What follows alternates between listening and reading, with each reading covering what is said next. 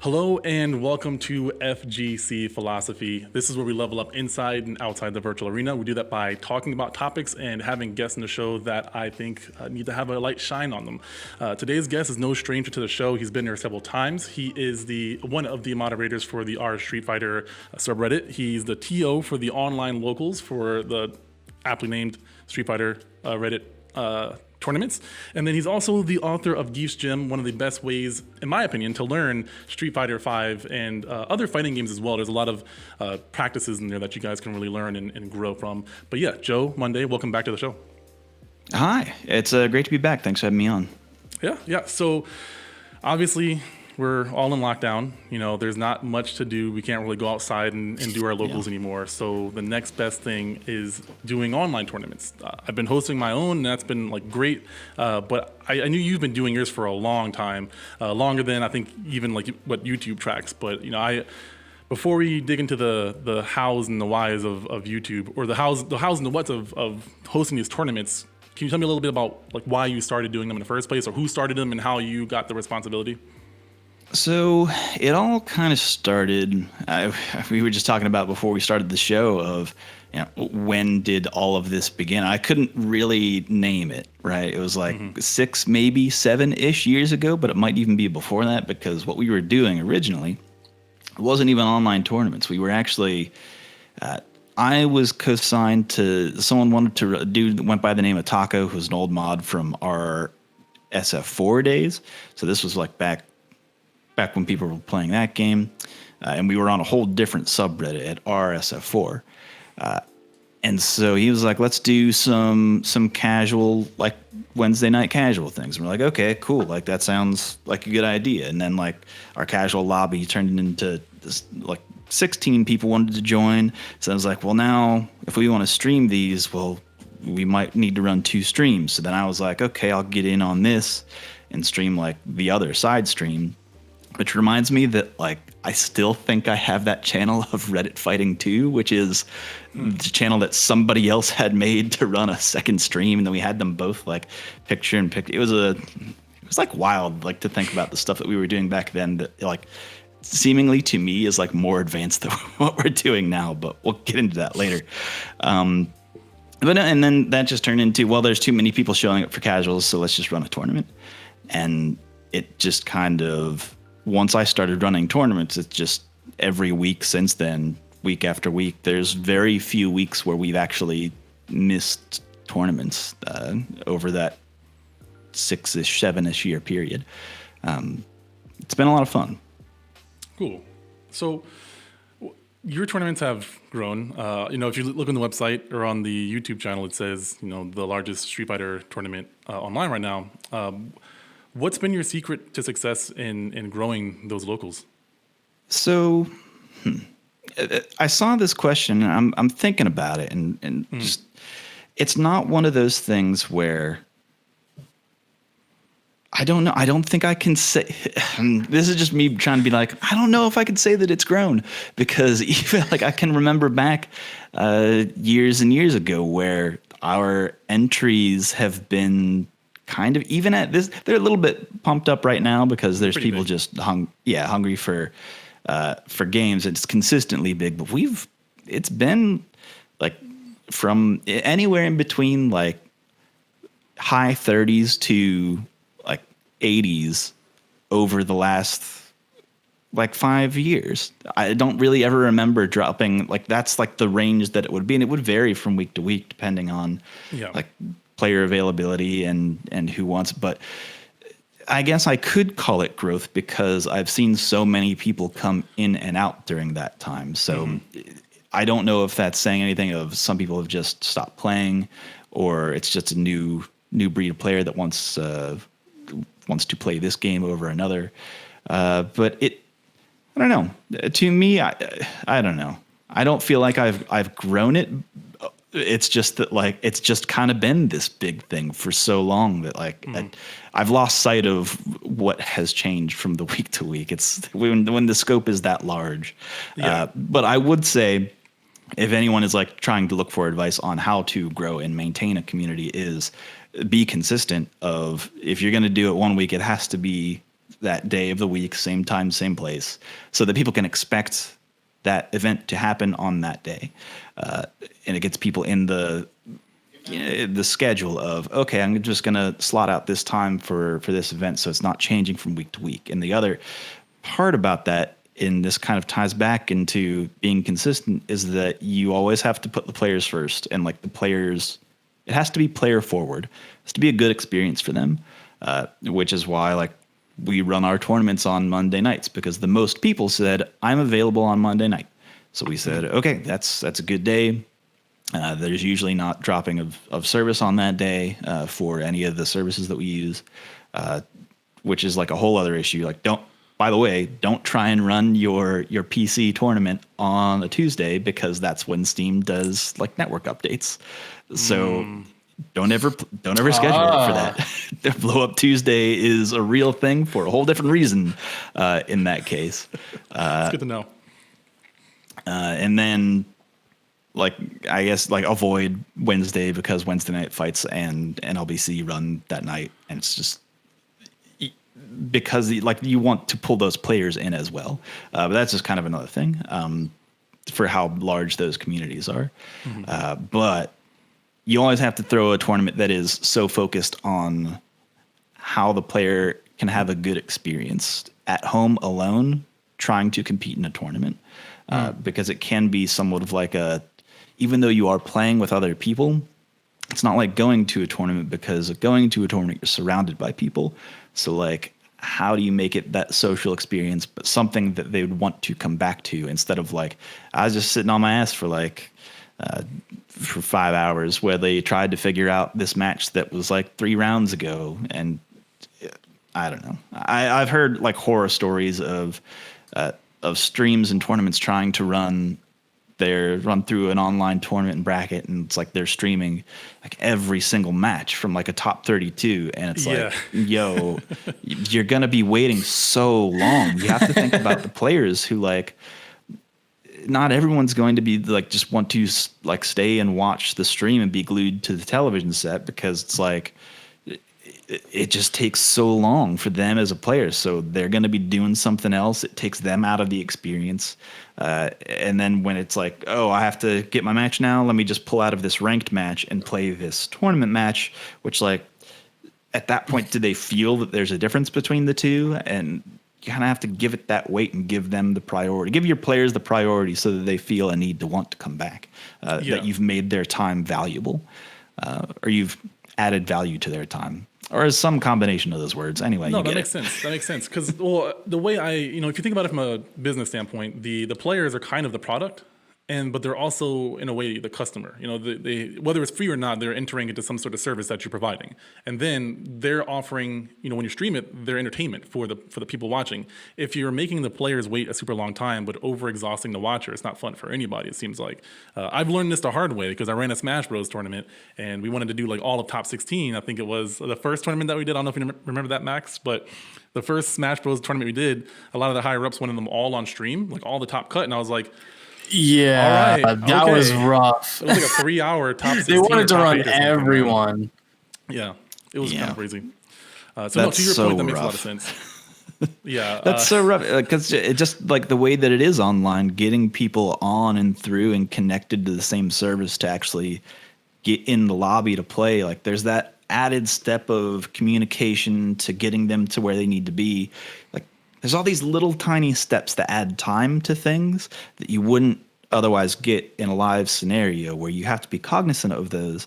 Just cut as much as you can, even if, like, maybe they want to be on stream and be highlighted. Well, okay, here's how you solve that problem, or at least one possible solution. Just say, hey, you're more than welcome to stream your own side of the tournament, and, like, please at the, like, whoever we are running this from, or whatever account, just to, like, I know that I'm kind of getting ahead of myself, but, like, bracket services that you can use, and this is true of, I think this will be true on Challonge. I know that this is true of Smash GG, is that you can have the players tie, like, just like additional information about player. You click on their name, and then it's like, this is their stream link. So, like, make them feel that, like, you're like, hey, like, what you're doing is value for you too. So feel free to go and do that. And then as like your central hub of like whoever's running the tournament, say if you were running the tournament and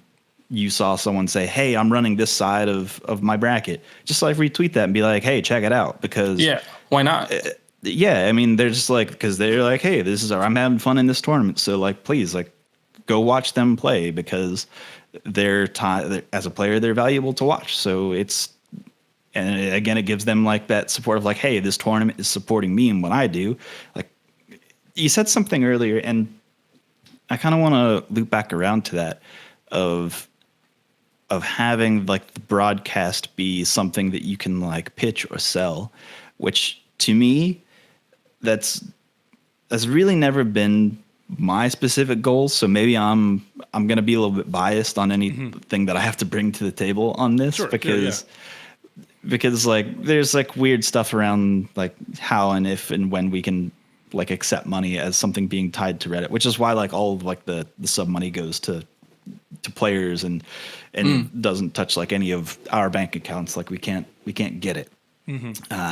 But regardless, it's one of those things where can you grow your stream? Like, what are you doing like differently? Like, are you fast enough to pull the players in? Like, and do you have stuff going on in between time? Because there's going to be so much more in between time that like what you're showing people has to be interesting if you want to maintain viewers, which is like another harder, weird thing to do when you have to think about it that way as like a producer of a stream, but also like a broadcaster of the stream. That makes sense. Yeah. No, so I'm kind of like getting away from some what you want to talk about. Fine, so let's get back on track. So two things I want your opinion on, because you gave me a lot to think about, as you always do. But I want to go back to no, I love it. You talked about, we talked about the secret to growing your tournament, and to back up a little bit, I do think there has been growth. Obviously, the number hasn't changed, but you've had players coming in. It's been a revolving door because you always have fall off for sure. But two things from my point of view, and I want your thoughts on this, that I think helped you grow. They're not really secrets, but you have ease of access. First off, your Discord channel is amazing. I don't know how much of it is automated and how much of it is just like people volunteering their time, but Max, and you should definitely check this out, but when you do your tournaments, you have the information, like you make it foolproof for as much as possible, as much as humanly possible that I can think of. You have like hotkeys and things, like any question that's probably going to be like asked tons of times, like how do I do this? How do I update my score? Where do I go? Yeah. You either have something automated or you have somebody to answer that question for you, or you answer it yourself. That's a huge component. And then there's also the fact that you have a pre-existing community. You guys already have your own community, and I don't think that's a great thing in my opinion. So you already have some sort of a community where I'm not gonna. There's a pool of players to pull from. Yeah, I don't want to use businessy terms, but essentially, like that's how my brain thinks because I've worked in the sales for so long. You have a pool of people who are already there, communicating, talking, interested in the target market for a tournament, and you just let them know. Not all of them are going to be Redditors or on your subreddit for sure, but enough people that are on your community are also known outside of your community, and that word spreads. So I think personally those are two factors among many things that have helped you maintain and or grow.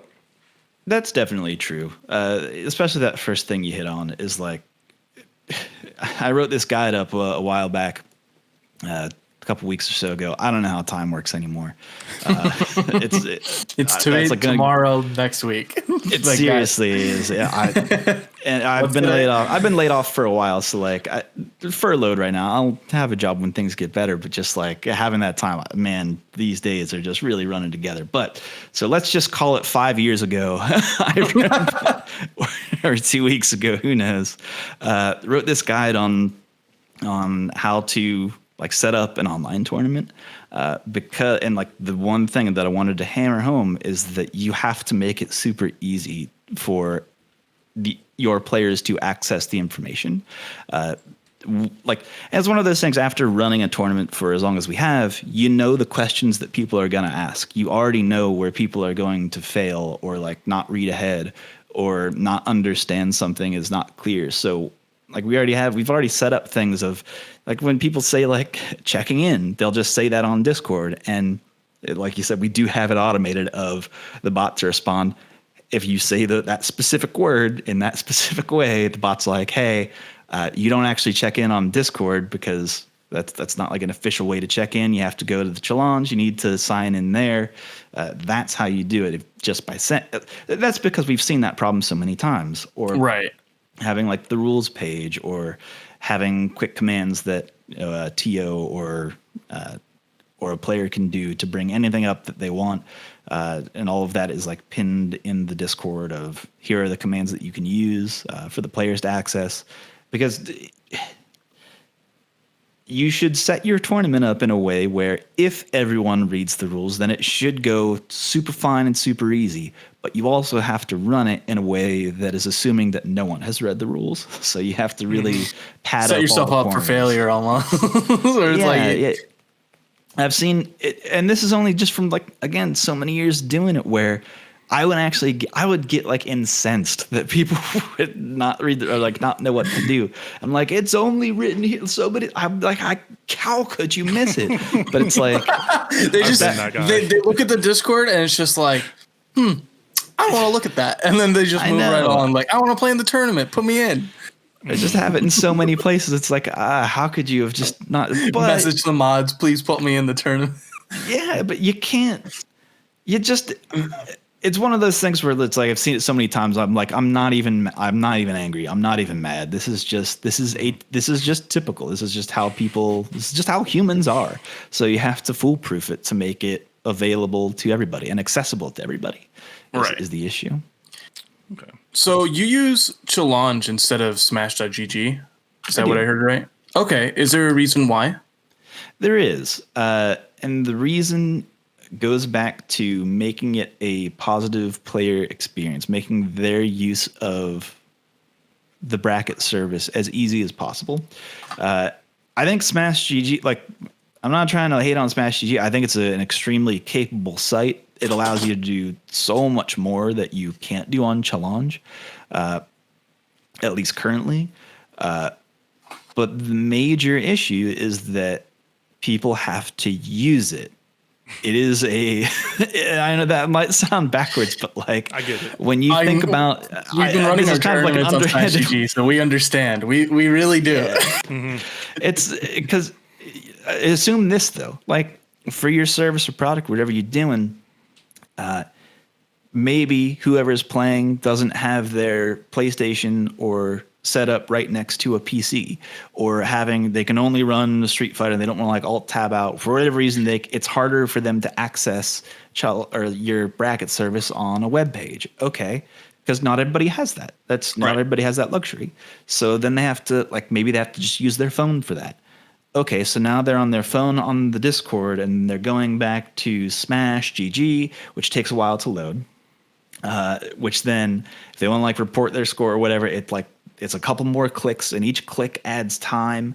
So the response time of something going wrong at a player level, like the screens that they had to go to, the pages that they had to load, and then to tell the admin that this problem happened, and then whoever's running the bracket's like, okay, well, let me figure out what was going on. Then your admin has to go through and say, okay, check. And there's like X number of screens they have to go to. And each screen is an extra load. And it adds that little bit of buffer time.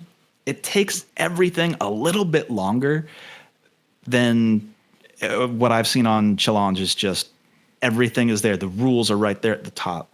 The bracket is right there. You click on the name, boom, done.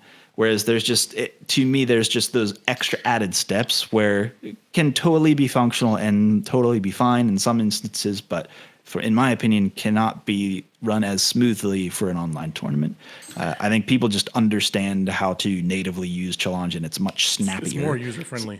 Yeah, it really is. Yeah. It feels like every week we run into something different every time with Smash.gg. I swear. If it's just us not letting people register into tournaments, into our reports just not going in, we can't start the tournament for some odd reason. Stuff like that just happens, and we're like, it's more involved, so there's more room for error, I think, is like the main thing. There are some things where they update glitches, because I will say, like, they're like, what do they call it? customer support or their customer service. It's something different, but they're always super responsive. So despite like the issues that I do have, they usually get resolved like super fast. But yeah, I do agree with the fact of things being user friendly, because that's what we'd use at our locals was always Challonge. But there's certain things that make it easier for a TO to host on Smash GG. So that's something I'm going to personally consider, though. I want to think about that because I always notice both viable options. Yeah, but yeah, there's some things that I've been looking at and asking the people at Smash GG to figure out, and then talking to a few programmers that know about APIs that go over my head. But that aside, I we're understand talking about that. So I want to kind of pick your brain about, we could be here all day if I ask this question too generally, but what are the top 3 things that you've learned from hosting a tournament? We'll just do the top 3 things that have helped you grow. Okay. I was actually thinking about this today, just at a kind of out of the blue. So I'm going to put this on the top. The number 1 thing that I've learned, and this kind of hit me when I heard someone in games criticism, like someone who like has a job in that. This is like they're employed to do this, espousing that it's actually really difficult to run and operate a stream, and like the number of things to run a good, competent stream is actually quite difficult. And I don't know what it was about hearing that person say, like, who is in games, to then just say, I guess I didn't realize that it was like this hard to set thing, or how time consuming it can be.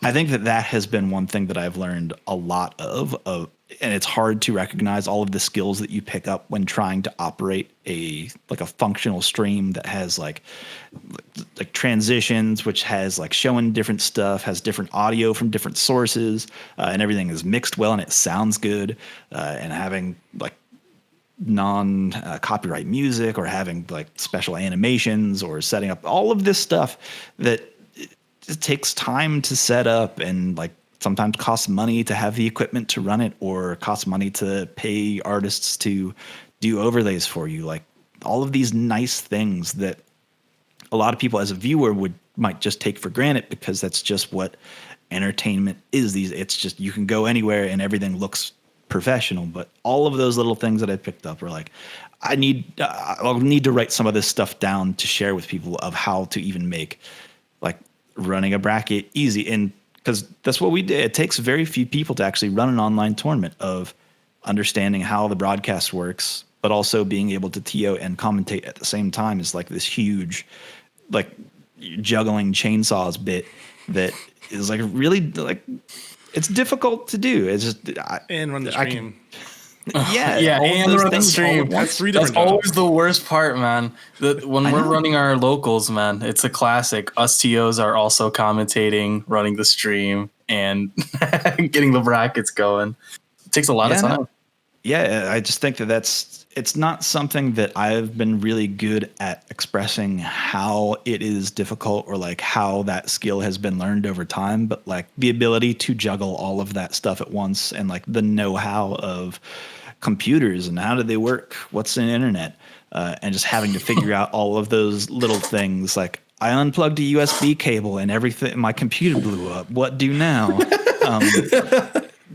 Which is just something that, and then just having the answer to that of, oh, I know how to fix this. Or it leads me to the situation where people are like, oh, I'm trying to run this stream. Like, what are possible solutions here? And it's like, oh, I've run into this problem. And I solved it by doing a Google search, and there was like a Q&A from 15 years ago. And there was 3 different answers, and there wasn't really an answer. So I just kind of figured it out, I guess. I don't know. The amount of work. But then, like, I specifically found this thing, and here's how you actually fix this problem. It's like something like, I'm joking, but like it's real. It's real. Like this audio issue, something was happening. It's like, well, yeah, I've learned how that works now. The hows and whys of how computers can fail us sometimes, which is good information to pass on.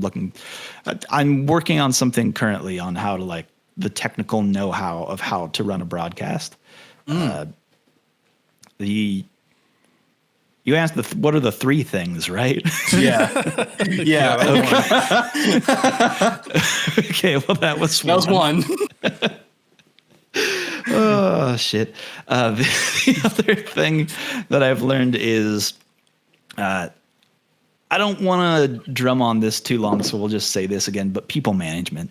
And that goes back to knowing that people don't know what to do or where to go.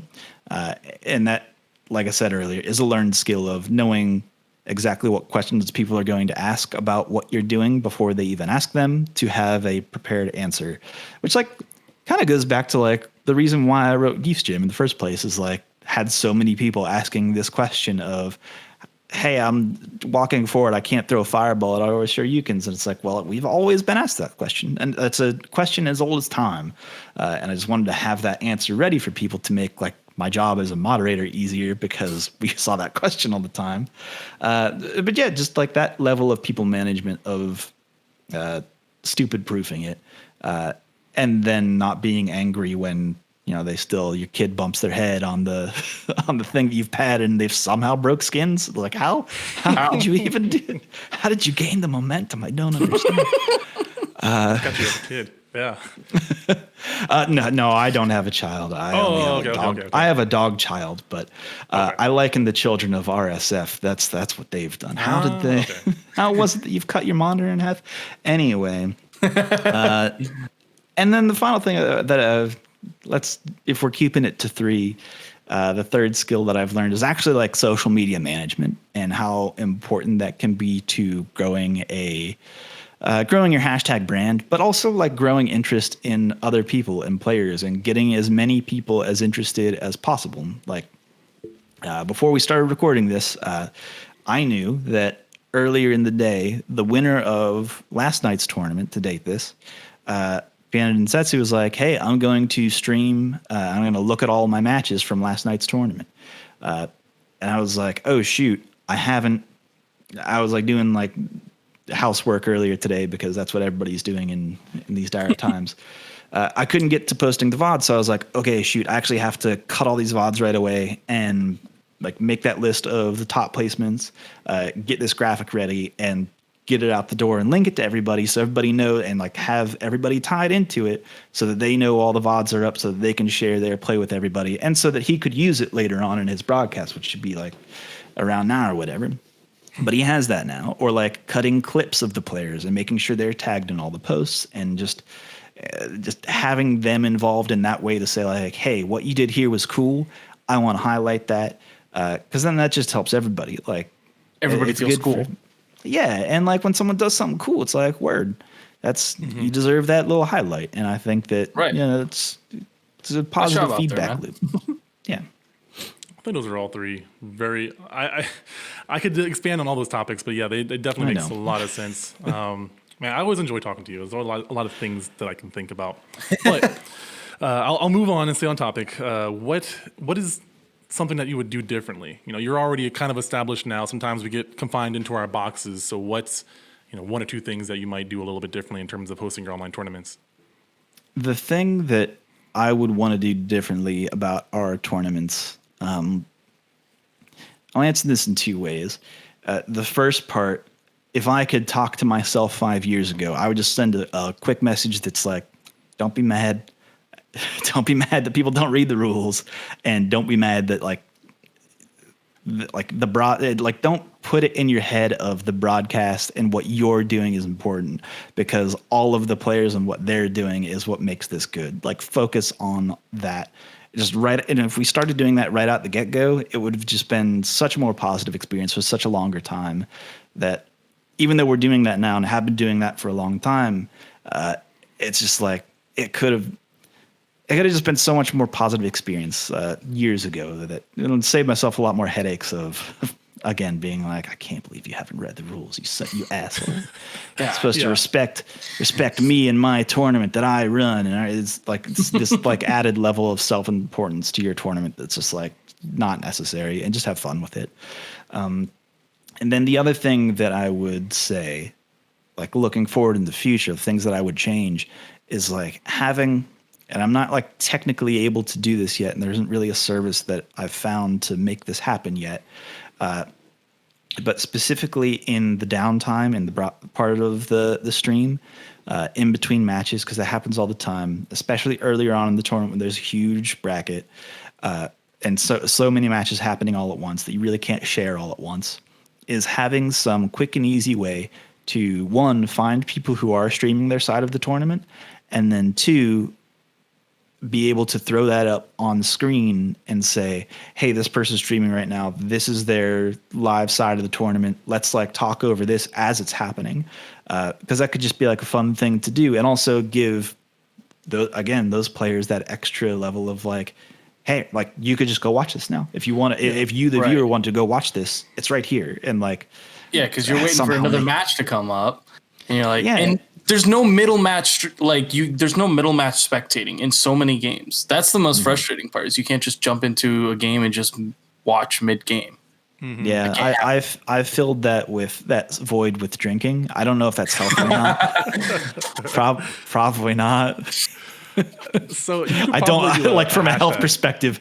I do not recommend doing that. Please drink responsibly, and please treat your body as a temple. Don't do what I do to it every week. Just don't do it. Don't do what I've become. I think your best I guess that would be the third thing of like, that's like the third thing I would go back and say to myself, like, hey, cool it on the boobas, man. Just chill, man. Just chill. Your liver thanks you. No, I think the best bet for you right now is probably a hashtag. Like, hey, if you're streaming this tournament, use hashtag in your link and like you can just join in. That's the only thing I can think of off the top of the dome. Oh, that'd be pretty good. And then finding some way to pull that back around from social media to like, again, a thing that I would be able to see in front of me while all of these other plates are spinning. Yeah, you might need like a moderator to like send you feed you links or something like that. Got 100 streams going. You're like, okay, that one, pull it. I want to be like the guy at the end of, I want to be Colonel Sanders at the end of the Matrix watching, but like sitting back and just watching all of these streams being like, yes, this one is, we'll pull that in. And then they just all become Keanu Reeves's face. Really, I just want to turn my stream into 100 screens of Keanu Reeves's face. That's really what I want. The Matrix, man. Let's go. I'm ready for the next New one. Matrix. Well, actually, that gets into the topic real quick of having a team and delegating. Because I don't do it all alone. I can't take all the credit. I run the stream for 2 tournaments. I technically TO only one, and then Max and sometimes a few other people will TO the Dragon Ball tournament. The way ours works is we actually have multiple tournaments throughout the day happening. I don't stream all of them. It's all done through the Discord, and we all kind of communicate. And it's basically like our weekly that we used to have, because it was basically the same thing. Yeah. So I wanted to get into the topic because you have he's an artist that helps out, loves Mika. Oh, Quasimodo X. He's on there. I believe he's a moderator, at least on the Discord. And I think you have a few other people, and you have regular commentators. So what's been your experience with delegation? Is that even the right term? And what recommendations do you have for that? So the way that I've always run things is, and I also wish I could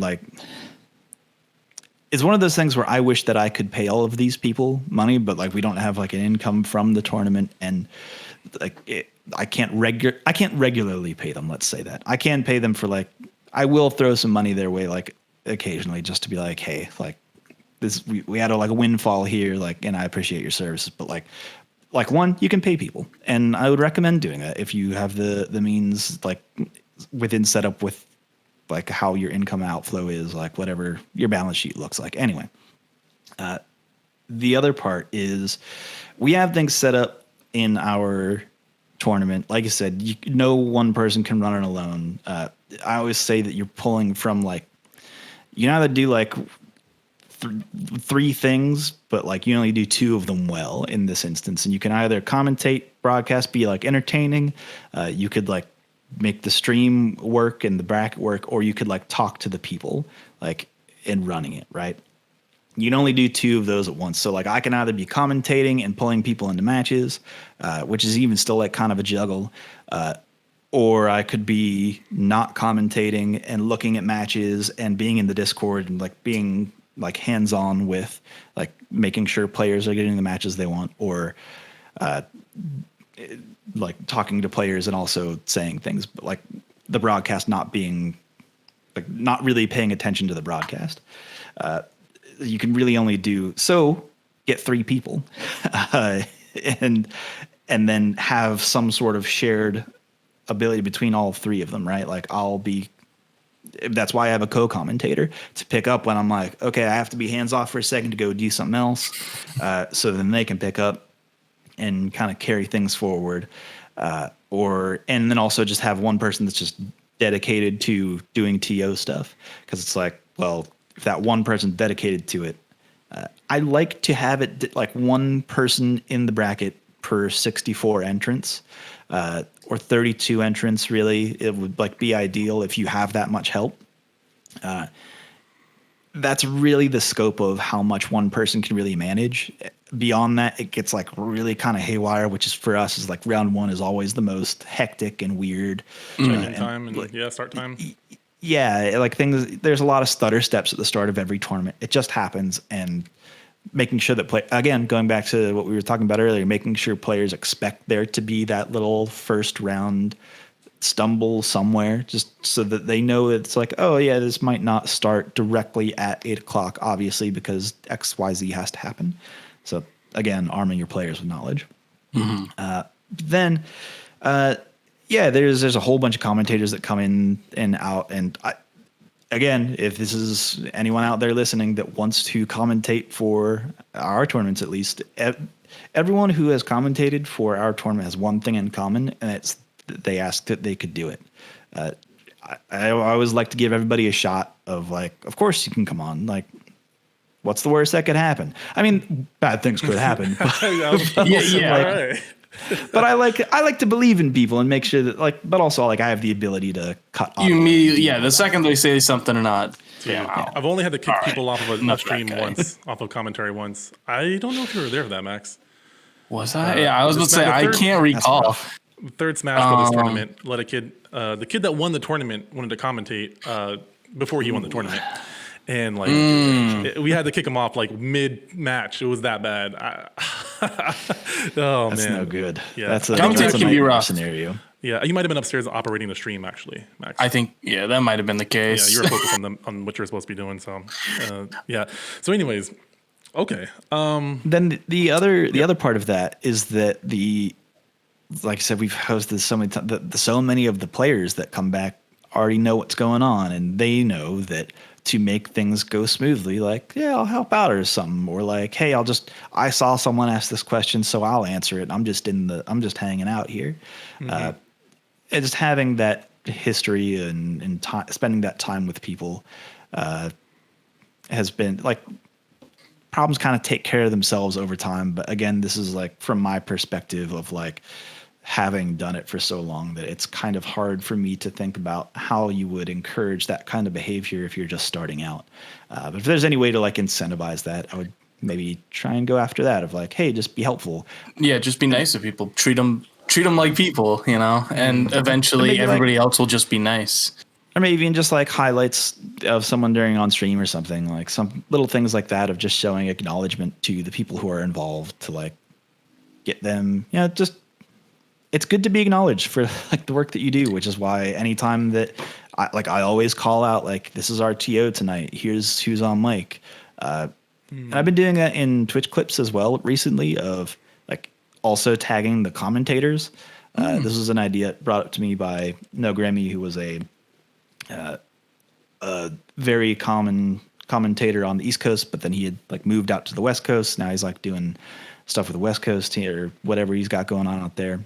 But he was like, hey, just like tag the commentators because like we like the credit too. And it helps us find out like, commentator real. Exactly. It helps them find places where they've commentated before. It's like, well, great. Brain. Like, yeah. So then just like getting them involved and again, just giving people a little pat on the back. It's good to be acknowledged and welcomed within a community. Cool. This is kind of a side question, but I'm legitimately curious about this. I think that your community is one of the most productive or they're the best with feedback. I don't think anybody would really argue that. But what do you think has helped with that kind of environment? Like what helped them be like so productive and helpful and like share this tech information, everything? One of the major things and this will seem less obvious, is to cut out the people who would silence those voices.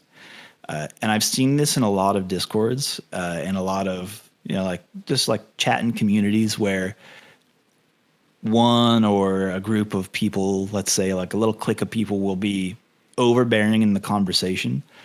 And it might not even be overbearing. It's just that they're like constantly going, and like it is like they're doing like whole side conversation stuff, which even if there's like 200 people in the room, even if someone has something cool to say or like add to it, they already see this line of text going. It's like, well, this is already happening, so I don't really need to. This is just not.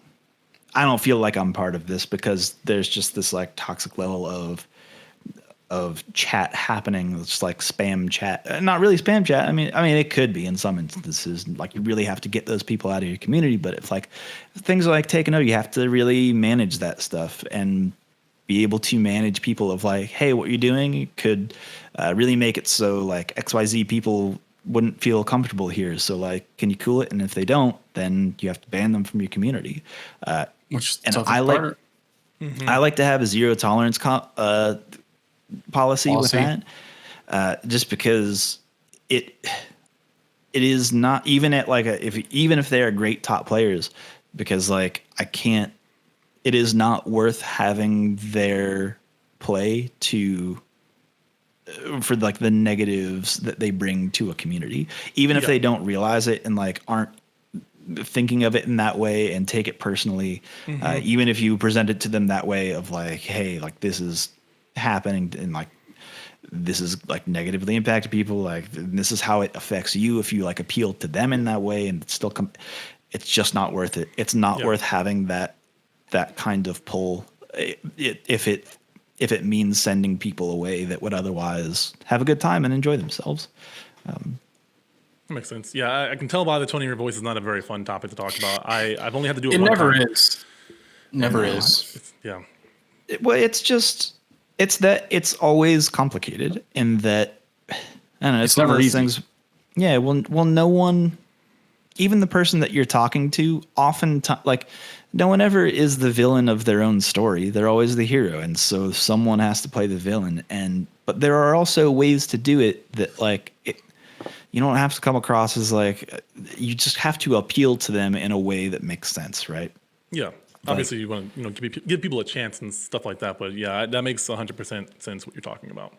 Okay. Yeah. So on to hopefully a more light topic. So that was a good answer. I appreciate that. So obviously, we're all stuck at home, right? And the whole sporting activity, entertainment right now is done. I think maybe wrestling is trying to make a comeback, but other than that, sports hasn't been happening for a while. I think that's weird, but that's an aside. Esports, though, has been, I think, thriving. There's been more online events. Obviously, we talked about NLBC and Wednesday Night Fights. But what do you think? Obviously, there's a lot of question marks right now, but I just want to know, like, your hot take on what the future of esports might hold, or online tournaments, whatever it might be. Because I work in a little bit of both, so. I do kind of have a hot take on this. Ooh. But I'll not get to the hot take right away. We'll hold it off for just a moment. Okay. What I will say to start out, though, is I want to commend Evo for their Evo Online and how they've chosen to run their open bracket tournaments. They chose fighting games with really great netcode that could support a large open bracket event, where it would even be possible for that to happen. And that they've done much smaller like exhibition tournaments like for the games that don't have good netcode. So like they have a much better picture of like, here's how we can get these people connected. We know that we can run good, viable, like entertaining matches that like have a competitive edge to them, but still like maintain, not make it go crazy of like full East Coast to West Coast, because their games can't support it. So I'll give credit to that. The thing that I don't like is that for all of these companies, for all of fighting games for so long, even since like you could look back to 2009, is that the next step forward has always been online tournaments. It's always been the next step, but there's so many things holding it back, whether that's the games themselves with their netcode, whether that's community adoption, or, I mean, the real way of like, it is quantifiably better. You quantifiably better at learning the games when you're at a local than you are in an online environment. It's just, it is different the way that you play the game at a local versus online.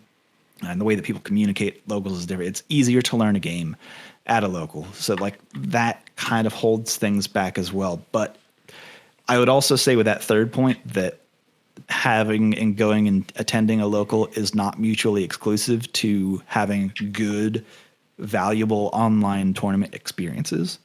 Like we mentioned it earlier, but like there's a ton of people who enter NLBC and go there week after week that frequent our East Coast tournaments because, I mean, LNBC, it hosts this environment where they're going after the competition. They want strong competition, and they know where to find it every week. And it's not going to stop them whether it's online or in person. It's just more experience for them. So it's not a surprise to me that like we would have a lot of overlap of players. The double hot take with that is that for fighting games, like think about who the market of fighting games is for, and like think of the types of players that would be involved or go after it, where versus how the games actually sell is that more players probably don't actually care about perfect netcode, and they don't actually care about improving. They just want to play the game in a good, easy to find online situation. Like they want to get back into that match. Like think about, I don't know, I think your Battle PUBGs or Royale whatever. best Yeah, exactly. Like you die, boom, doesn't matter. I'm in the next game. Like Right. we're there. We're rolling into it.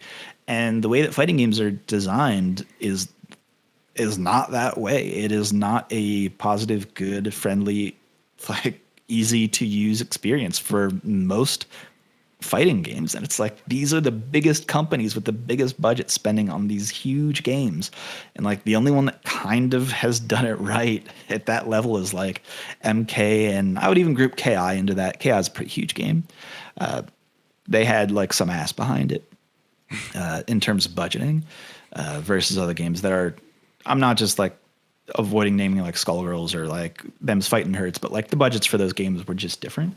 So I'm just like talking about like the echelon of like, it's like AAA versus triple, an indie title. It is weird. Yeah, it is weird to say like the line between AAA games and indie titles is so blurred. Like these days, at least, it's weird. The quality of game. the game is blurred, but like we don't consider AAA. The quality of the game itself. It's the quality of the company. The company, the company that made it. So you're 100% Capcom making right, it. That's AAA. There's not too many other. I don't know if I should say this. We'll research it first, but I don't think there's too many other genres out there where an indie game can have. Unless you count Riot originally, but not too many indie games that have. Oh, my favorite indie developer, like Riot. Everybody's favorite indie developer, Riot. The way they started off was kind of indie, but now they're like, I put into their Kickstarter a giant corporation, So it's really interesting to see how that develops over time. No, you're right. It goes to show that games that have better netcode show just better results over time. This is their time to shine now. Show that people enjoy those games more. Yeah. I don't know. I mean, I guess that's a hot take. And no. Yes and no. It's a hot take. It's like games that like have it as it's easier to get matches and feel. I don't know. Maybe it is. Maybe. I mean, if you look at Killer Instinct, right? People have been playing that game since the game started, and people are still playing it even before Capcom or Evo showed that they were going to do some open. I mean, that's true. But if you were to think back in that time, like even like back in like the Street Fighter 4 era of like people who were playing Street Fighter were fucking. Oh, sorry. Can I swear here? I don't know. Go ahead. Yeah. I should have asked that a long time ago. That's okay. Where huge jerks to like anyone who wasn't playing Street Fighter. Like that isn't the fighting game. And then look at us today. That was some like, huge elitist stuff, yeah. Mm-hmm. Oh yeah, I was like way back then, right? Like decades ago, or well, not decade, but like a decade ago. Like we're still here. Like now, look at us in 2020, being like, I'm gonna play this game because like it's a pretty good act. Like, I'm gonna play them fighting herds because let me ask you this though. I don't see many people playing Street Fighter 4 at all. Here's like the other thing. Ain't no like Street Fighter 4 online. Like that's not happening. We're doing I gotta KI. tangent real quick because it's like this actually does bug me a lot. Like I don't understand. Like Melee still has a strong community, right? I don't understand how there's so many Street Fighter players that complain about 5 or a 4 or 3 third strike, but aren't playing it actively. Like, why aren't you hosting tournaments for it? Why aren't you like participating in you can obviously Melee is like way older, and I know there's like way more stuff involved in it, but it's just like it's something that kind of okay. What would you consider? What would you consider is the definitive version of Third Strike then? Me? Oh, I don't know. I'm not the person to answer that question. Yeah, that's because like in that sense, if they want to run it like Melee, it's stuff like Marvel 2 as well. You know, it's just tough. Online, that's a whole different thing. I was talking about like even like locally, right? Even Melee locally, it's rough because to find the definitive version that people want to actually run and play. You want to have it on the ROMs. You want to run it that way or like through Fightcade. That's only a true gamer would know. Even though like Capcom will sell that game to you a bunch of times, so like in a bunch of different ways. Do you think this is a wake up call for AAA developers in terms of their netcode with Evo? I hope so, but I don't think it will be. Is my honest to goodness answer is that because look at it this way, and here's where I get the most angry and most ornery, is that. Let's just say 4 years ago, for the last 4 years, I've been hounding everyone I know at Capcom, and I have offered to help running online tournaments for them free of charge. I would just want to do it because I believe. You want to see it done well? Well, I've been a big believer in online tournaments for a long time. I mean, this is like 2 or 3-ish years. We had already been running tournaments of like, okay, we have this experience. Let us like impart some of that knowledge to you, this company, because like even back then I was looking at their online rules being like, ooh, they kind of, they're whiffing here a little bit in a couple different Olympics. Ways. Well, here's the thing though, is that a lot of the rules that were written for the Olympics have been rules since like 4 years ago, and it hasn't changed. They haven't been any more specific or like they haven't changed their thought processes for that long a time. Even after being like, here's how you would do it better. Like you just take this step and you'll be good. Don't worry. This is one weird trick to make your players actually enjoy their experience instead of having 4 years of really, really bad online CPT events, like online ranking events. Show me a pro player who's had a good experience during that time. All I can remember is for online ranking events is not watching the broadcast, is seeing the tweets afterwards from all of the pros being like, this was trash. There's so many ways to avoid that. For years, we could have been avoiding that. And instead, no, it took a pandemic for them to think about it. I don't think so. I don't think that they have, because they've pushed back the Olympics and they still haven't changed any of the rules. They still haven't put any more thought into what it would take to run that event from an online perspective. And I am... we have the answers. I've written it down. You can read it with your eyes. But I mean, sorry, don't want to look at it. Sorry, yeah, that's unfortunate. I remember Tavian and I talking about back when we talked about when the Olympics were first shown up for SF5 and Rocket League, that we were talking about cross-platform too. We're like, guys, come on! Like, you have multiple games across multiple platforms, and like, you don't want to share the experience within all of them. Why do we have to cut these off with? And if you want to do online tournaments, why are we cutting off these people that want to play the game because they don't have the specific platform that you want it to be on?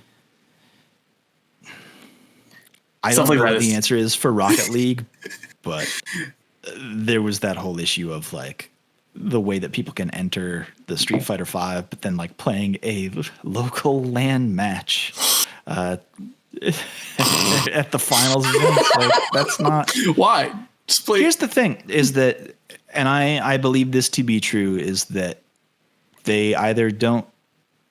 They care. There are definitely tons of people who care, but the people who are selling and pitching the product from the marketing departments of big games, like specifically Street Fighter at Capcom, is that they don't understand their product. There's a deep misunderstanding of what they want, how they want to use their product, and what their product is capable of. Even after like years and years of, I mean, even our Street Fighter running feedback threads of tell us what you think is bad about the game and we will forward it to our friends. And our friends have been like, this is super helpful in our meetings. But at the same time, only a couple of steps have really been taken. And they haven't really taken the large steps that they need to take to use their product like the global online fighting game that they want it to be. So real quickly, what are some things you'd like to see? That's the last question I'll ask is what are the things that you, a few of the things that you'd like to see? We'll do your top three. God. Okay. Top three. Top three. Okay.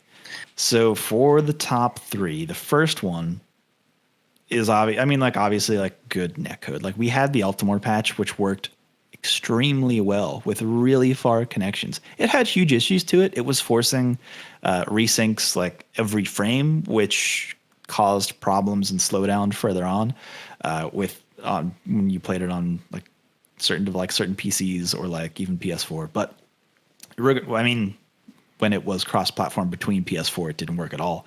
Then there was like the Fluffy Sheep mod, which like kind of helped cross-play a little bit, but wasn't like as good as the Ultimore patch. But we know it is possible. We know that someone took without having access to the source code, made the netcode good for Street Fighter V, made it extremely good, and In a short amount of time too. Well, I mean, I talked on it. I mean, it took him 2 days to work on. I did a whole eepisode with that guy and talked to him for like an hour and a half. Oh, really? Like the specific ins and outs for that. So like it's a little more involved than that. But regardless, it's a possibility, and that would be please, like if you can make good netcode, obviously make good netcode. That's like the obvious number one. And number two is having that UI be good and usable in game. Most people won't understand this because they've never tried to run an online tournament, and that's fine. Is that when you add so many players to your favorites list to try to pull them into the lobby to be streamed in the broadcast, the way that the names are even ordered is wild. And there's like no way to communicate with them as a player that's inside the game. It all has to be outside the game. There's no product here that you can use and just have it like right here, boom, I'm here doing this thing. I got pinged from someone, so it's all right here. I don't have to go through a different chat service to then go to a different bracket service to then go to the actual game. Like we're using like three different things to. Plus, you can use stickers like in-game chat. That's Dragon Ball. You can use stickers though. Think about that. They have the hotkeys. Sure. The hotkeys and Sure. stuff. Yeah. Oh my God. So like in-game communication, but like the other thing, like the specifically thing that people won't know about if they don't have a big long friends list or favorites list like I have over the years of there's so many names on that list, right? Specifically the way with Street Fighter V, it's the worst, craziest thing ever. I don't know if you noticed this, but the way that the names are ordered, one might think alphabetically would be a pretty good way to do things. That makes a lot of sense. But instead, they've gone with this really obscure Dewey Decimal System where it's by what menu the player is in, by what time they entered that particular menu. So if someone's in like the base menu, it'll say menu, and here's like the first person who's in the menu. Therefore, if they're in the training room, okay, well here's the time with which they've entered the training room. It doesn't list it, but I know that to be true because I know people who have just entered like the training room or whatever. And it's like, okay, this person's there now, like, and he's listed here because this other person was there before. They're in why would anybody have that be the way that any names are listed? That's not usable to a human being. That doesn't help a human being find a name at all. That's the worst thing ever. And the other part of that is that you have so many people, you can page down, but then you get through like 150 names or whatever it is. I don't know at this point. It stops scrolling and you have to press down to enter like a whole second secret part of your list where so the list has to continue down. It's a terrible experience. It's a terrible experience. It's like they made it and we're like, will a person ever use this? Probably not, because we've never tested it on a human being, because a human being would have said, wait a minute, this is awful. Wow. It's insane. They can't be esports if they don't have esports ease of access. It's terrible ease of access. They have the esports skins. They do. Was that the third thing or the second thing that I said? That was second. I can't remember at this point. Good interface. And then the third thing is just to have like, I want people to buy in and like I want people to have a good experience, because there is good experiences out there. It can be done. And like, I'm not even saying that is like we're the only ones that do it. There are tons of other people who run good online tournaments that like, it is a good, worthwhile experience. And from like the top level down of like the pros who compete, you don't see them saying positive things about it. I would liken a guest to say it because they've never had a good experience, even though good experiences are out there. So I just want everybody to get on board and have a good time so that we can all move forward together and not just like having the stutter step of, okay, well, this is good. Well, does the community adopt this? No, it's just, it's all been here for years. And I don't know. I think the number one thing for me, I would love games to just stop doing, specifically with Arc System, is the lobby systems that they have. I think they're utter trash, and I think I just throw it away. I don't care. I don't want it. Make it a normal lobby system like every other game. I really don't want that. If I could take anything out of Dragon Ball, that would be it. Please. I would just like to pick my lobby before I hop into it. That's all. Let me just invite somebody into my own game, man. Like, is that too much to ask for? So because again, that becomes like a secondary experience of like the people not knowing how their products can or should be used in that way.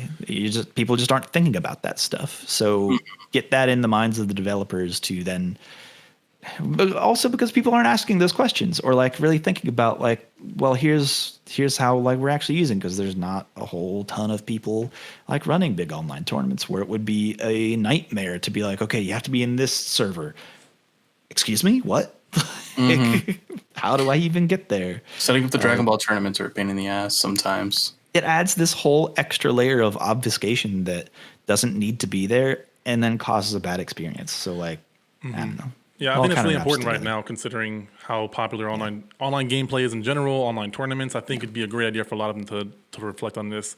I'm rooting for Capcom because I like their games. They make great games, but they also sometimes seem to just completely ignore certain things, like they have blinders on. So Capcom, I know you saw, I know you know who I am now, but please, work on this stuff if you can. It'd be great. But anyways, Joe, where can people find your tournament, or like what's the best way to reach out to you in your tournaments?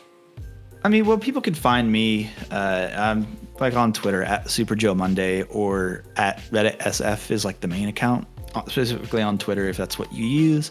But if you just head on over to our Street Fighter, any day that there's a tournament, there'll be a post of it somewhere. It'll be either sticky to the top or somewhere on our Street Fighter, so you can just go there, or just hop in the Discord, which it's posted on a ton of different things. It's probably easy to find if you just search our Street Fighter.